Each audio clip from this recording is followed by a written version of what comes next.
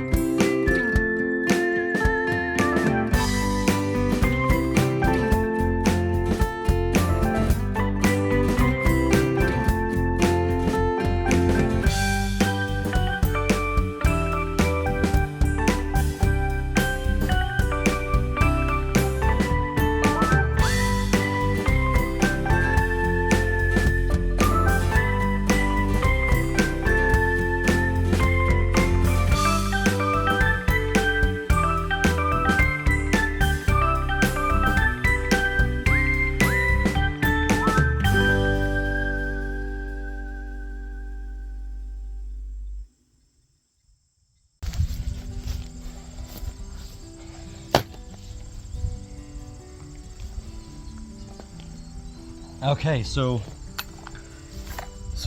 when it comes to working with poly twine, I buy these spools. I get them at Rural King, and you really can't do this without a proper spool, otherwise you're going to just end up with tangled messes. But all the time I'm needing to kind of reformat the fencing because I'm rotating the animals. And so when I'm rotating the animals, I need to cut the line all the time, because sometimes it's like, well, hey, I want to keep one whole wall of line, and there's just no point in me rerunning the whole thing. So I'll cut it kind of at each end of a run. And then when I want to go join it back up together, the beautiful thing about poly twine is you can just tie it right back together. So I'm gonna do something like just a square knot, if you're familiar. So an overhand knot, and then the reverse. And you tie it like that, and then I'll pull it tight on each end. And this poly wire is a little bit more slippery. It has less grip, so I'm gonna do one more overhand knot once I've gotten that tightened. And that is it. So that's how you can quote unquote splice together the poly twine.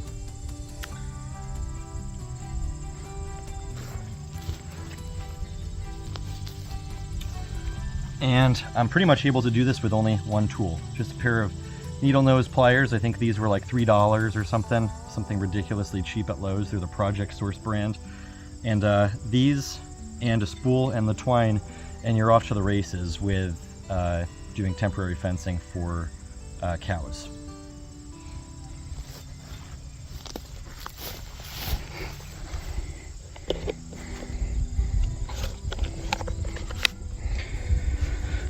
So as far as how to run this, so if you look down the line, you can see this line coming along the existing fencing, and we're simply taking it and we're dropping it over that hook right there.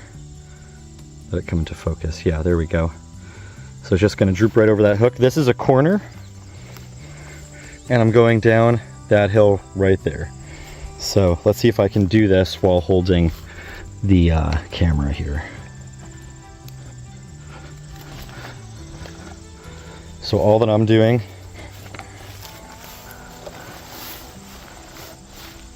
I think we're kind of locked up just a little bit.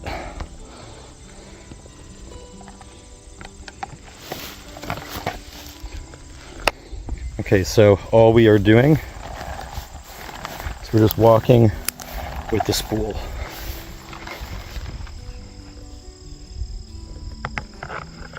A wide lens there. We're just walking with the spool. And when we get to this next piece of fencing, we just loop it right over like that. And you can see this is thick stuff, and the cows are going to absolutely love it.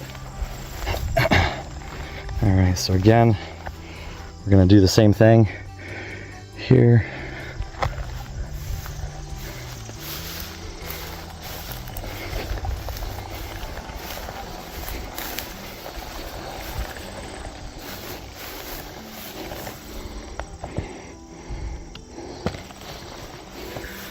You can see we're right here.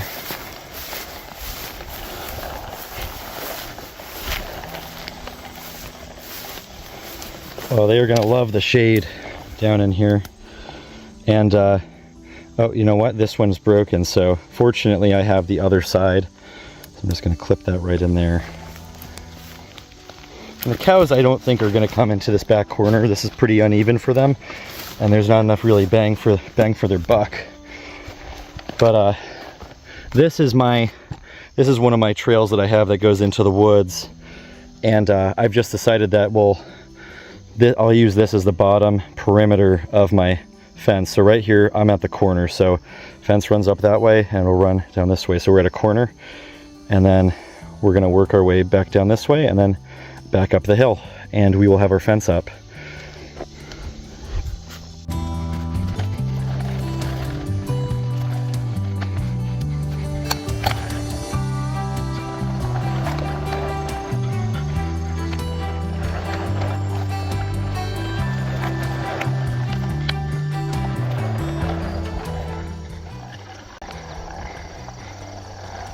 They're gonna have all of this.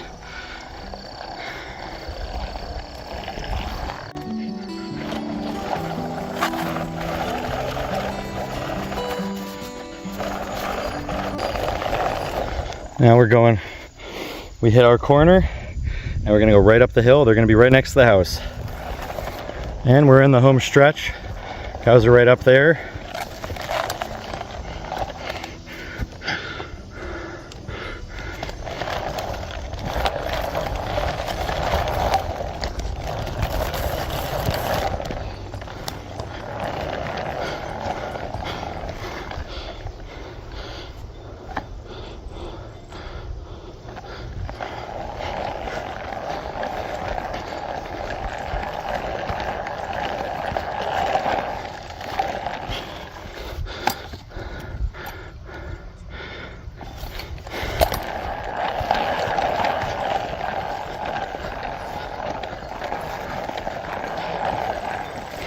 Okay, and we are here.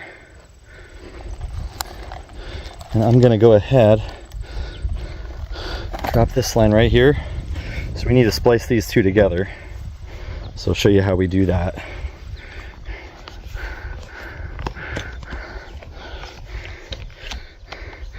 So obviously the cows are in this little square right now. And what we want to do is we want to open this up so that they can go into the pasture. There's two ends of this. One end goes that way, one in this. So it's like a funnel. I don't know if you can see that line there, and then obviously this line right here. So I want them to work their way out of here and down this way. And I'll end up, because this is our yard, our house is right there. They're only here because they had escaped last night. But what I'm going to end up doing is pushing this whole pasture back.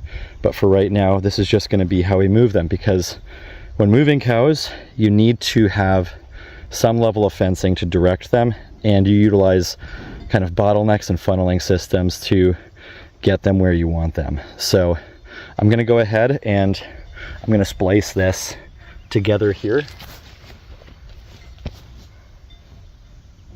So this is their fencing. Okay, so we are moving the cows here. All right, come on. Come on, cows. Come on, cows. Come on.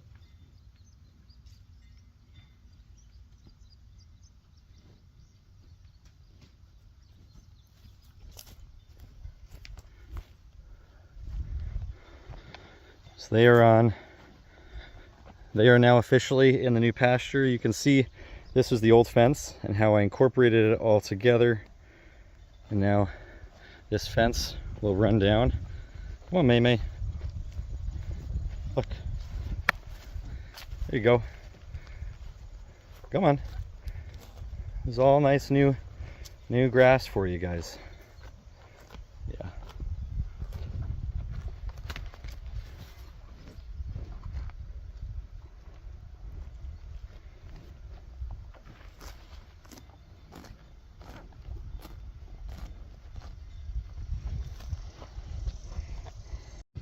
And it's always nice to do two things at the same time: feed our animals and maintain our grass. So this area that the cows are on right now, I will not have to mow. I won't have to get the zero turnout and mow this, pay for the gasoline, and they're right next to the house. So while we're having our morning cup of coffee on the porch, we'll be able to enjoy seeing the cows here.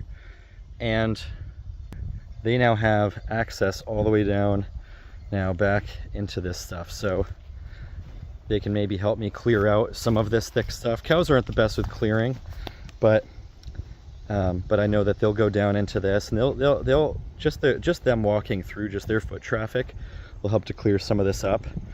And there's a lot of good grass on the hill beyond, and the pasture curves around where we were walking, running that wire. So it's a beautiful so thank you for joining me on this beautiful August morning, and we'll see you next time.